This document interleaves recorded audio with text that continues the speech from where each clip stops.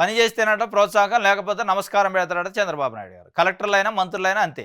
6 నెలలకోసారి పనితీరు మదింపు, ప్రజల సంతృప్తే మన అంతిమ లక్ష్యం. ముఖ్యమంత్రి చంద్రబాబు స్పష్టీకరణ. నేను టీమ్ లీడర్‌ని. మీకు 24 గంటలు అందుబాటులో ఉంటాను. ఏ విషయంలోనైనా నాతో అరమరికలు లేకుండా మాట్లాడండి. వింటాను. కానీ పనితీరు బాగోకపోతే పక్కన పెడతాను.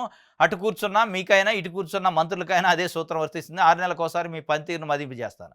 సరైన వారిని సరైన స్థానంలో పెడతాను. దగాపడ్డ రాష్ట్రాన్ని గాడిలో పెట్టాలన్నదే నా లక్ష్యం. అది సాధించాలంటే ఇది తప్పదు. ఏది? పని చేస్తే ప్రోత్సాహం, లేకపోతే నమస్కారం. ఎవరికి? ఇటు కూర్చున్న మంత్రులకి, ఇటు కూర్చున్న అధికారులకి. ఓకే. బానే ఉంది. మీరు కుర్చీ ఇచ్చింది ప్రజలు మీకు. టీమ్ లీడర్‌గా మిమ్మల్ని పెట్టింది ఎవరు? ఆంధ్రప్రదేశ్‌లో ఉన్న 5,00,00,000 మంది ప్రజలు. మరి వాళ్ళేం చేయాలి ఇప్పుడు? మీరు పని చేయకపోతే మీకు కూడా నమస్కారం పెట్టాలా? పని చేస్తే మీకు ప్రోత్సాహం ఇస్తారు, ఎన్నికలొస్తే ఓట్లేస్తారు. పని చేయకపోతే నమస్కారం పెట్టే టైం ఎప్పుడిస్తారు మీరు?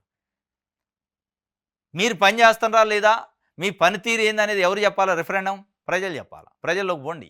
నేనేం చేస్తానో తెలుసుకోండి.